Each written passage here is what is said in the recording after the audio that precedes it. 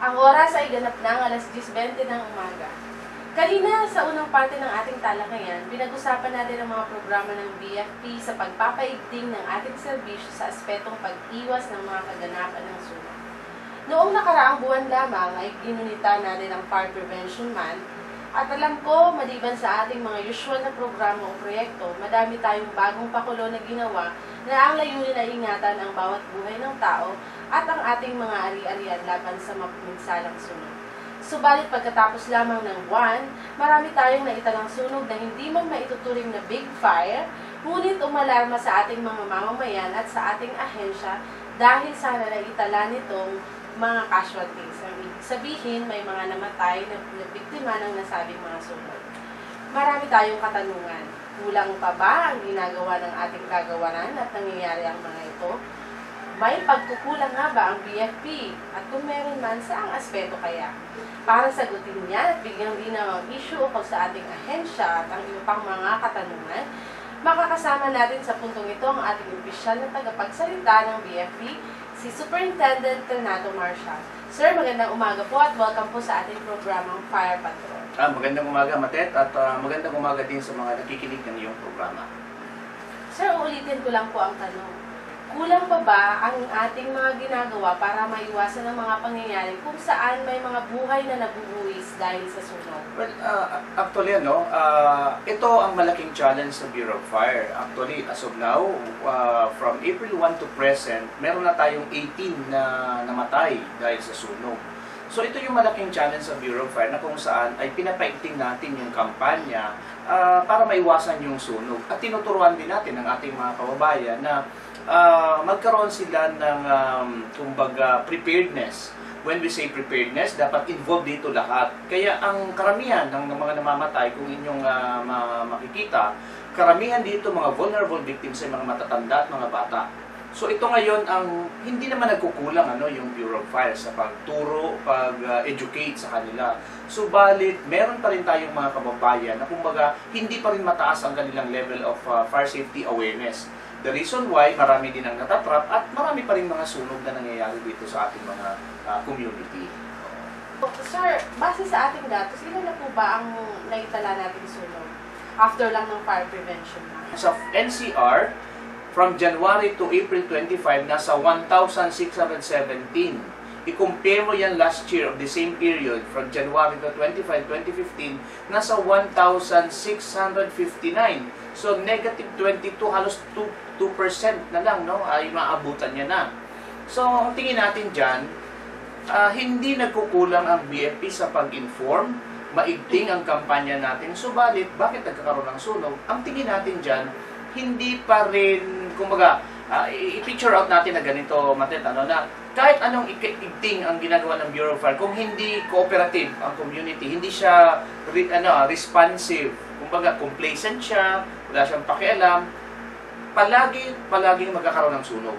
So ito ngayon ang challenge natin na kailangan siguro pa rin ay, aside from maigting na, kailangan pa rin bahay-bahayan natin, kailangan puntahan natin yung most vulnerable victims, kailangan talagang ipaintindi sa kanila. Dahil, alam mo, Filipino psyche, for as long na walang tragedy pa na nangyayari, ay hindi pa rin tumataas ang level ng awareness nila. Pag tinanong mo sila ngayon, alam nila paano maiwasan ang sunog. Subalit, talagang by heart, hindi nila ito ginagawa. So yan ang malaking challenge sa BFP, na kumbaga hindi tayo nagkukulang. Kailangan talaga dito, maano natin yung, ma-shift natin ang mindset ng mga Pilipino community, particularly sa mga informal settlers. Kaya kailangan, bumaba pa rin tayo, magbahay-bahay tayo, doon natin talaga sa grassroots level, na kumbaga, masaturate natin na by heart, by action, magawa nila itong mga fire prevention tips na ginagawa o ina-advocate ng Bureau of Fire Protection. Sir, doon sa mga na-mention mong naitalang sunog, ano po ba yung mga naging sanhi ng mga ito? Ang kalimitan sa data ng Bureau of Fire, actually we have 1, 2, 3, top 3 causes of fire incidents. Number 1 is electrical connection, number 2 is cigarette butts, number 3 is lighted electrical appliances. So, ano ba ang, ito consistent ito actually, Number 1 is electrical connection. Bakit? Dahil aside from napakainit, and even, sabihin na natin, kahit December yan, marami pa rin sa atin ang nag-aabuso ng paggamit nitong mga electrical appliances. Meron tayong mga electrical appliances na kung saan pwede na dapat i-discard, may problema na siya, and yet ginagamit pa rin natin. So, ang magiging resulta, magkakaroon yan ng short circuit, mag-overload yung appliance, and that's the time na magkakaroon ng short circuit at masusunog. Basically, ito ang number 1 na cause ng sunog sa buong Pilipinas. And this is very common sa informal settlers. Bakit na naman sa informal settlers? Dahil wala ditong mga planning.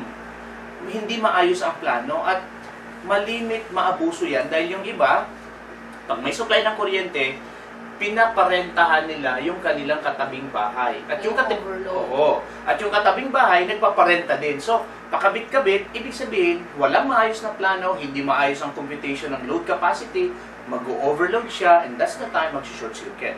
Pangalawa, na nakikita natin dyan, because of ang Pilipino kasi, pag nagkaroon ng problema ang fuse, pumuputok yan, ibig sabihin may problema ang electrical system natin. Pwedeng nag-overload tayo, maraming supply maraming sinasaksakan natin o ginagamit natin ng mga appliances. Ang ginagawa, yung pumutok na fuse, instead na bilhan at ayusin ang linya ng kuryente, ginagawa, nilalagyan nila ng wire. Yung tawag dito, jumper, no? O sa atin, no?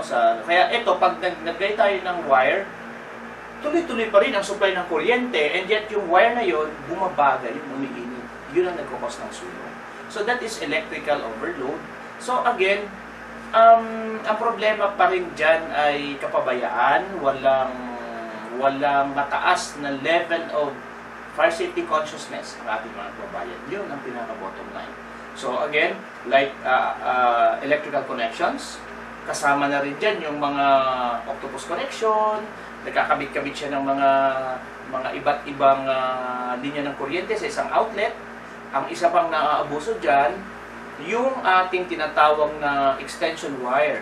Ang extension wire kasi ginagamit lang yan for purposes of kaya extension. Ilalapit lang natin yung isang bagay doon sa hindi makarating. Walang planning yon. Kasi yung bagay na yan, in-extend lang natin na marating doon sa isang lugar. That is temporary.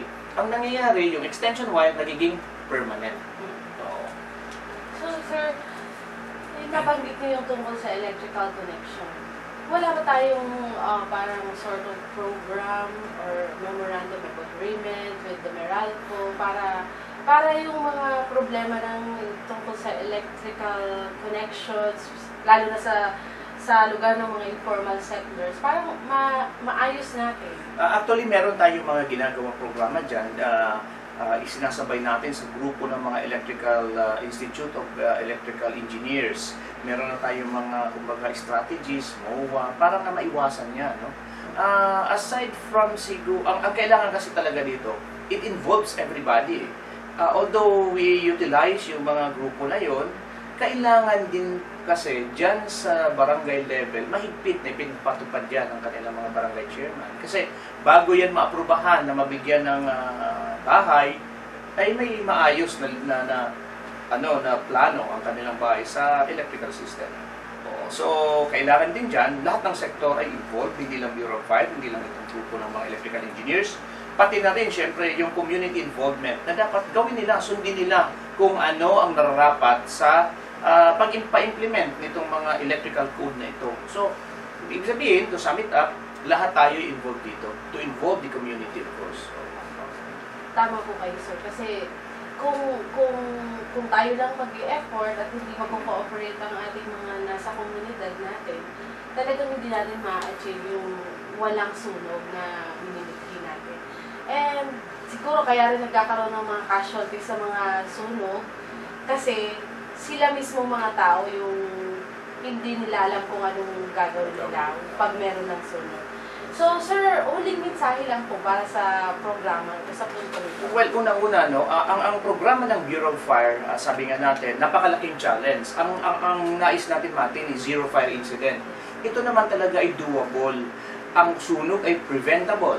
So, paano natin ito ma-achieve? Kailangan talaga dito, tulong-tulong tayo dito. No matter how intense ang ating kampanya. Kung walang hindi open ang tao, hindi nila gagawin ang kanilang role, then definitely there will always be fire incident. So, Again, tayo na nanawagan sa ating publiko na dapat sundin nyo ang payo ng Bureau of Fire. Tayo mismo, kayo mismo, maging involved, maging prepared para maiwasan natin ang sunog. So, please know the telephone number of the Bureau of Fire. Meron tayong hotline na 117 or di kaya sa NCR na 729-5166. Maraming salamat. Okay, narinig po natin ang mga paliwanag ng ating opisyal na tagapagsalita na may nabusog tayo sa impormasyon at marami tayong natutunan. Sir Marshall, maraming salamat po sa inyong oras para sa panayam na ito. Hanggang sa muli po. Thank you very much, Matet, at mabuhay po kayo. Samantala mga tagapakinig, ang oras po ay ganap ng alas 10:30 ng umaga. Handa na ba kayo sa ating pangalawang tanong para sa Fire Quiz? Kung handa na, makinig ng maigi at narito na ang katanungan.